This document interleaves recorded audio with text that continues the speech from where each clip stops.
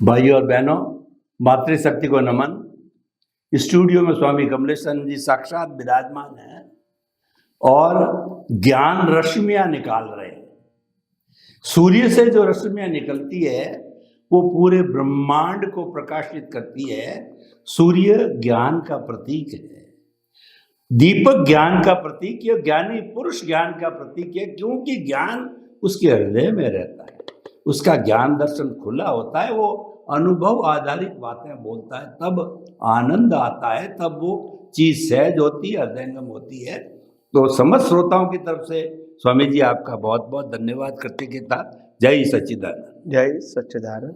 स्वामी जी, आपके मेरे हम सभी के आराध्य दादा भगवान व्यक्ति का नाम नहीं है, समस्त आत्माओं के भीतर विराजमान मूल स्वरूप के अंदर शुद्ध आत्मा का नाम दादा भगवान है। ये बहुत स्पष्टीकरण कर लिया। फिर भी हमारे दादा भगवान रहे हैं, आराध्य हैं आपके मेरे, तो ये उनको समर्पित करते हुए उनकी स्मृति करता हूँ। मैं जब दादा भगवान की स्मृति करता हूँ तो मुझे सहज ही जो है वो उनका एक बहुत बोलचाल का सूत्र कहिए या बहुत जो गुजराती का कहिए, मुझे सहज वो दिमाग में आ जाता है, बाबा मंगलदास। और जब मैं इसका स्पष्टीकरण सुनता हूँ तो मुझे सहज ही पूरी दादा फिलोसॉफी इसके अंदर मिल जाती है, साधना का रास्ता भी मिल जाता है। ये उन लोगों के लिए जो साधारण लोग हैं, बेचारे ज्यादा पढ़े लिखे नहीं, वो इतना ही समझ ले तो बहुत बड़ी बात है। तो बाबा मंगलदास, ये क्या है, ये क्यों कहा गया, इसका क्या अर्थ है, और ये तीनों कौन कौन है, एक ही है, तीनों का क्या संबंध है, तीनों मिलकर के क्या करते हैं, आपस में रहते हैं, अलग रहते हैं, विपरीत है कि पूरक है, कृपया थोड़ा खोल करके बताइए। प्रश्न के लिए धन्यवाद।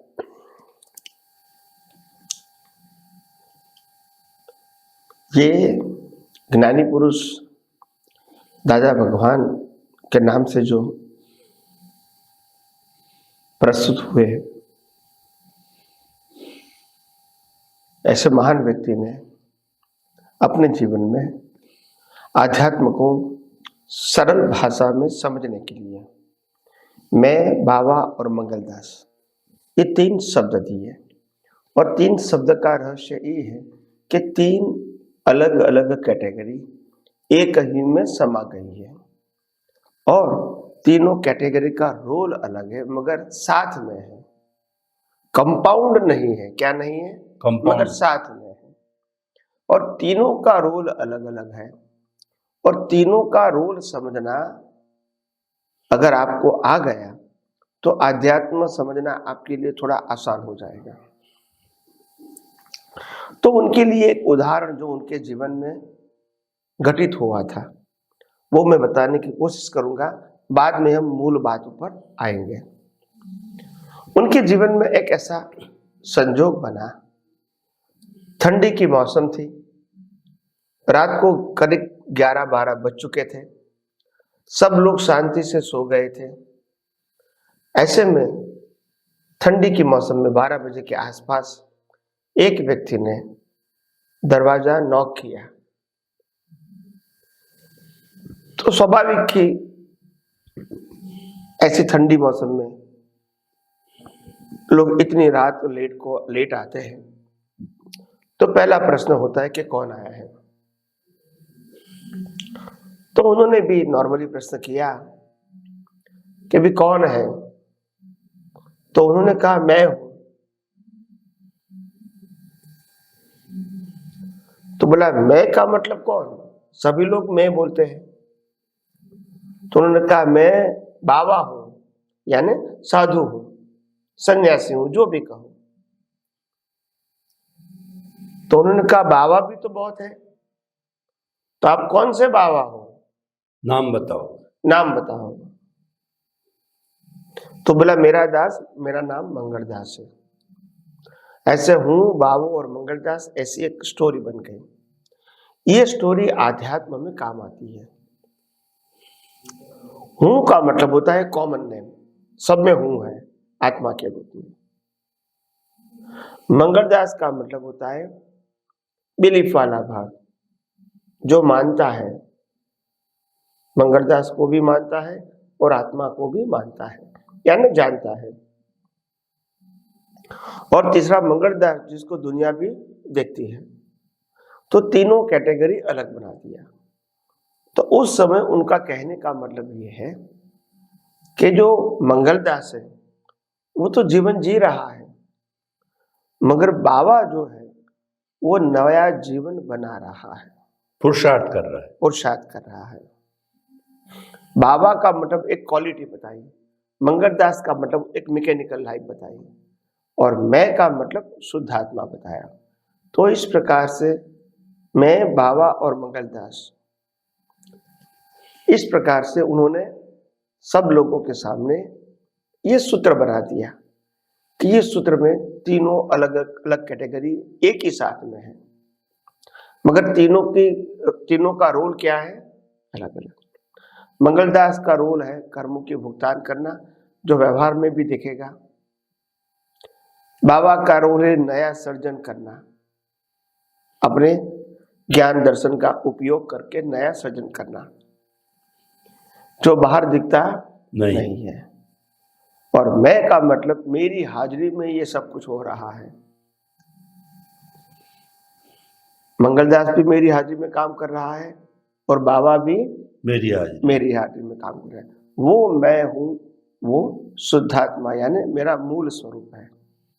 तो इस प्रकार से तीन स्वरूप को अलग अलग रोल के रूप में बताकर ज्ञानी पुरुष हम सबको एक मैसेज देना चाहते हैं कि एक है फिर भी तीन है, और तीनों का कार्य क्षेत्र भी अलग अलग है। ये समझाने के लिए उन्होंने इस प्रकार की भाषा का प्रयोग किया है। और वो आध्यात्म के मार्ग में अलग अलग कैटेगरी को समझने के लिए ये एग्जाम्पल का रोल बहुत अहम है। बहुत कम लोग हैं जो बाबा को समझते हैं, क्योंकि बाबा में बहुत सारे लोगों को कंफ्यूजन है। क्योंकि बाबा दो प्रकार का है, चार्ज एंड डिस्चार्ज। तो ये दोनों के बीच लाइन ऑफ डिमार्केशन लगाना जागृत अवस्था में बहुत टफ हो जाता है, क्योंकि दोनों ही एक्टिव है ऐसा लगता है, मगर एक मैकेनिकल एक्टिव है और एक लाइव एक्टिव है। दोनों एक्टिव लगने से हमको मालूम नहीं होता है कि मैकेनिकल क्या है और लाइव क्या है। जैसे गाड़ी न्यूट्रल पे रखी है और गाड़ी तो चालू है, मगर पहिया नहीं घूमता है, तो गाड़ी तो चालू है मगर न्यूट्रल है, तो भी आगे पीछे नहीं हो रही। और जैसे स्टार्ट करेंगे तो वो आगे जाएंगे। तो मोटर चालू होना एक अलग चीज होती है और गाड़ी चलना वो एक अलग चीज होती है। ऐसे ये जन्म मरण की जो जीवन की नैया है वो तो ऑटो मोड से चलती रहेगी। तो वो डिस्चार्ज बाबा है, इनकी सहायता से वो चलता रहेगा। मगर जो लाइव बाबा है इससे नया सर्जन होता है, और वो पार्ट अध्यात्म में बहुत इंपॉर्टेंट है। मगर ये दोनों को अलग देखना, अलग समझना, अलग अनुभव करना, वो आपकी बहुत सारी मेहनत मांग लेता है।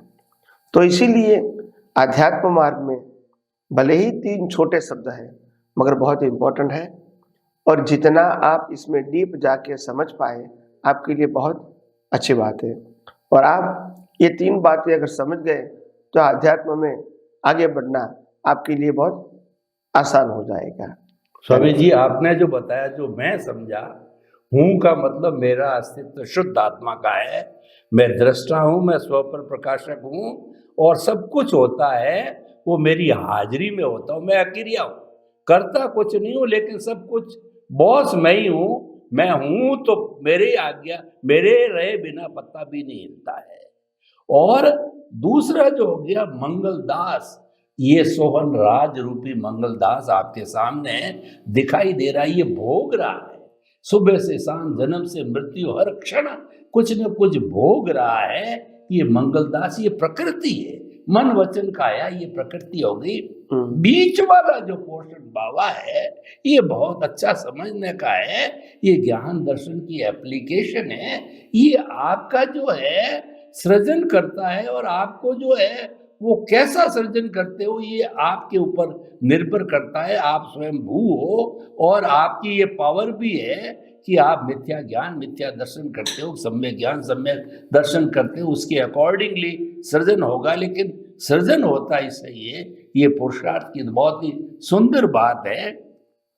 और इसके अंदर डिस्चार्ज भी है जो दिखाई दे रहा है। तो ये बहुत ही छोटे रूप में बहुत बड़ा गहरा सूत्र है। ये हर मुमुक्षु जिज्ञासु को ये समझना चाहिए और इसकी गहराई में जाना चाहिए। स्वामी जी आपका बहुत बहुत धन्यवाद।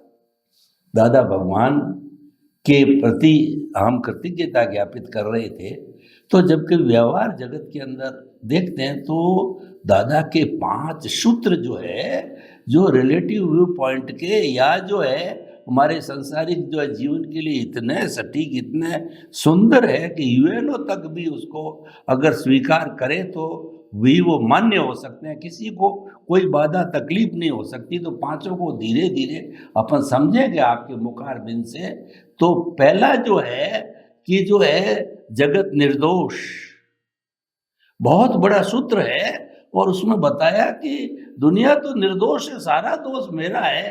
तो जगत निर्दोष कैसे कहा गया है, इसका अर्थ क्या है? कृपया इस सूत्र को जो है आप हाईलाइट कीजिए, और फिर बाद में दूसरा सूत्र मैं आपसे निवेदन करूंगा। जगत निर्दोष।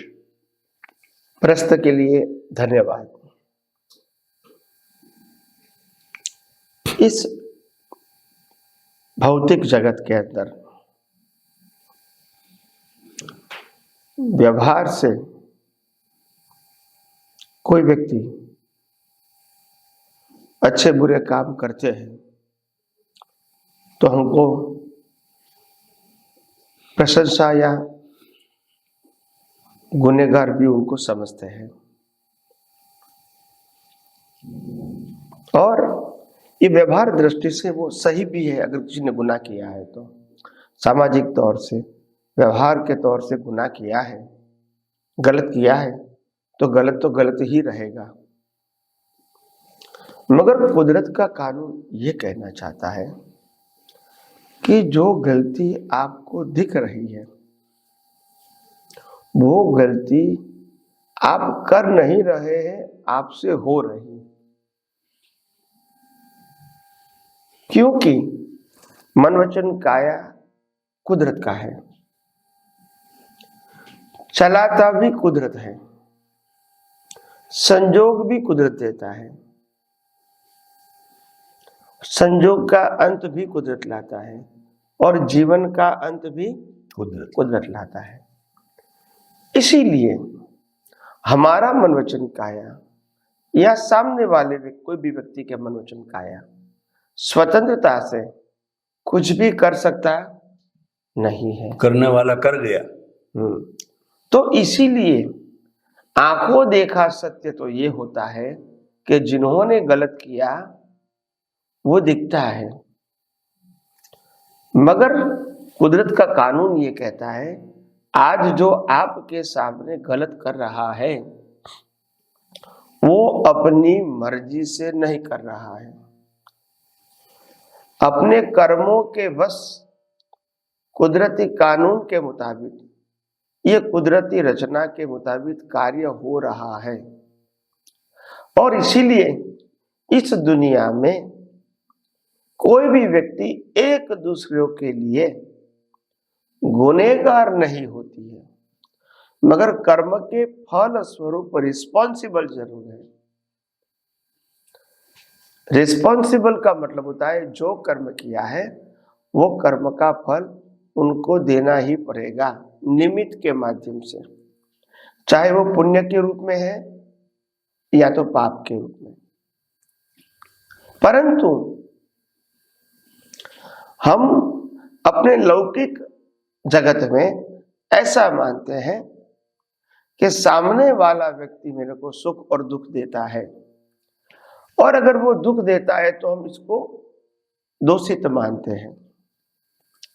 तो ये व्यवहार से बोलना तो बराबर है, आध्यात्मिक दृष्टि से वो सही नहीं है। आध्यात्मिक दृष्टि से किसी के पास कोई भी मन वचन काया की क्रिया सही या गलत करने की स्वतंत्रता नहीं है, और सब स्वतंत्रता नहीं है तो गुनहगार कैसे कहेंगे। तो इसीलिए आध्यात्म जगत के अंदर ये दुनिया में आज जो जीवित व्यक्ति है उसमें से कोई भी व्यक्ति गुनहगार है ही नहीं। सभी व्यक्ति पिछले अवतार के कर्मों का फल आज भुगतान कर रहा है, और वो भुगतान के समय उनके पास कोई फ्रीडम नहीं है। और फ्रीडम नहीं है तो वो गुनहगार भी आज नहीं है। मगर कुदरत का कानून ये कहता है कि कोई भी गुनाह करोगे तो उस समय तो सजा नहीं मिलती है, सजा थोड़े समय के बाद मिलती है। यहाँ की कोर्ट भी कोई गुनहगार को तुरंत सजा नहीं मिलती, वो प्रोसेस होती है। ऐसे यहाँ जैसे प्रोसेस होती है एक ही भाव में, ऐसे यहाँ आध्यात्मिक जगत में कुदरती कानून के अंदर कोई भी कर्म का फल नेक्स्ट बर्थ में ही मिलता है, करंट बर्थ में नहीं मिलता है। तो इसीलिए हम जिसको आज गुनहगार मानते हैं वो वास्तव में गुनहगार नहीं है। इसीलिए हमको इस व्यक्ति को निर्दोष देखने के लिए वो व्यक्ति को कुदरती रचना ही देखना पड़ेगा।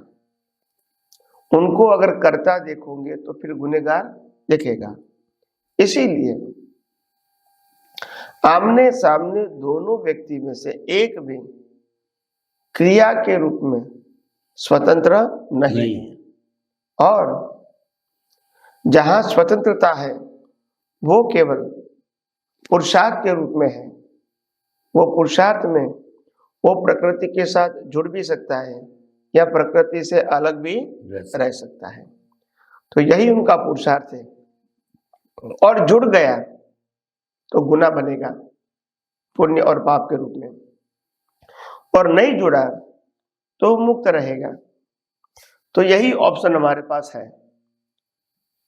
तो आइए हम और सनातन सत्य की बातें आगे आगे समझने की कोशिश करें। स्वामी जी आपका बहुत बहुत धन्यवाद। ये पूरा ब्रह्मांड, पूरी सृष्टि निर्दोष है, क्योंकि सबकी संचालक कुदरत है। वही साधन जुटाती है, किसी की पावर है ही नहीं है साधन जुटाने की। वो तो कठपुतली है, वो तो लट्टू है, जो कि लट्टू कहता है मैं तो घूमा। अरे भाई घूमे तो तेरे को घुमाया है, उस डोरे ने घुमाया है, लेकिन वो कहता है, इसलिए वो स्वतंत्र कोई है ही नहीं है। चाहे निमित्त रूप के अंदर हो, चाहे भोगने के रूप में हो, सब कुछ कुदरत करवाती है। और जहाँ तक आपने बताया कि जो आज मैं भोग रहा हूँ तो ये हो रहा है, लेकिन करने वाला सोहन राज की जगह मोहन राज कर गया पिछले जन्म में, भुगत ये रहा है। तो ये तो हो रहा है, करने वाला कर गया जो पुरुषार्थ था वो। तो कहने का मतलब किसी को दोषी मत मानो, खुद को भी नहीं और को भी नहीं, क्योंकि किसी का दोष होता ही नहीं है।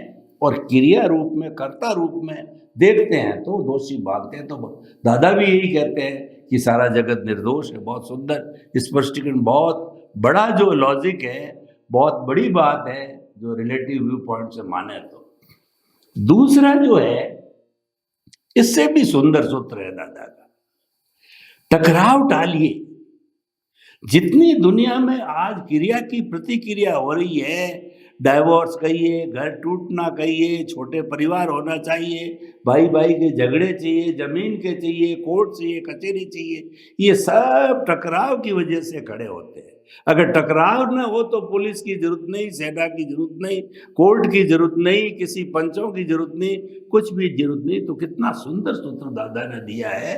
तो इसको थोड़ा आप कृपया खोल करके बताइए कि टकराव टालिए का दादा का कहने का क्या मकसद था और हम कैसे टाल सकते हैं टकराव, और उसके पीछे हम लॉजिक क्या है, हम समझ कैसे बिठावे कि टकराव से जो दूर हो सके। समझे बिना तो फिर वो टेम्परेरी बात होगी, वो टेम्परेरी फेज होगा। परमानेंटली टकराव हम कैसे टाल सकते हैं, वो कृपया बताइए। प्रश्न के लिए धन्यवाद। देखो, टकराव जो चीज है वो ऐसी है कि सामान्यतः व्यक्ति अपने विचारों से, अपनी वाणी से या अपने वर्तन से एक दूसरे को स्वीकार न करते हैं तब टकराते हैं। और टकराने का मतलब होता है एक प्रकार का विरोध व्यक्त करने का माध्यम। मगर ये टकराव जो होता है वो टकराव बिल्कुल हितकारी नहीं है। मगर ये होता है क्यों? है कर्मफल। क्या है? कर्मफल। मगर कर्मफल को हम पुरुषार्थ मानेंगे, यानी मैं जो कहता हूं वो सही है ऐसा मानोगे, वो नया टकराव है। वो नया टकराव सर्जन हुआ। क्यों? क्योंकि गलती निकल रही है, उसको सही माना तो आपने गलती का बीज डाल दिया, हिसाब पूरा हुआ। तो टकराव टालना है तो बीज को बदलो। क्या बताया? बीज को बदलो। टकराव जो हो रहा है वो भले ही परिणाम है, मगर टकराव को सही मानना वो आपका पुरुषार्थ है। और नेक्स्ट बर्थ में भी आप टकराव करेंगे क्योंकि आपने सही माना तो करेंगे कि मैं अपनी दृष्टिकोण से सही हूं, बस। तो टकराव शब्द का मतलब होता है, दो प्रकार से होता है, एक बाह्य टकराव और दूसरा आंतरिक टकराव। तो बाह्य टकराव तो उदय कर्म के अधीन है, फिर भी अगर बाहर नहीं होता है तो अच्छी बात है, दोनों की स्थिति अच्छी रहती है। मगर अंदर टकराव नहीं होना चाहिए, बहुत जरूरी है। और इसीलिए आध्यात्म जगत में अंदर के टकराव की बहुत बड़ी वैल्यू है। तो हम आगे भी ये आध्यात्म मार्ग में और ज्यादा उसके बारे में बात नए एपिसोड में करते रहे। स्वामी जी, आपका बहुत बहुत धन्यवाद। जीवन में कहीं पर भी टकराव नहीं होता है, टकराव को सही मानो और उसके अंदर मध्यस्थ रहो, उसमें शांत रहो, उसमें धैर्य रखो, धीरज रखो, तो नया टकराव नहीं पैदा होगा और उसका भी समाधान निकल जाएगा शांति से। क्यों? टकराव से टकराव बढ़ता है। तो ये बहुत सुंदर आपने जो इसकी परिभाषा, इसका परिणाम और इसका उपाय सब बताया। बहुत बहुत धन्यवाद स्वामी। सच्चिदानंद।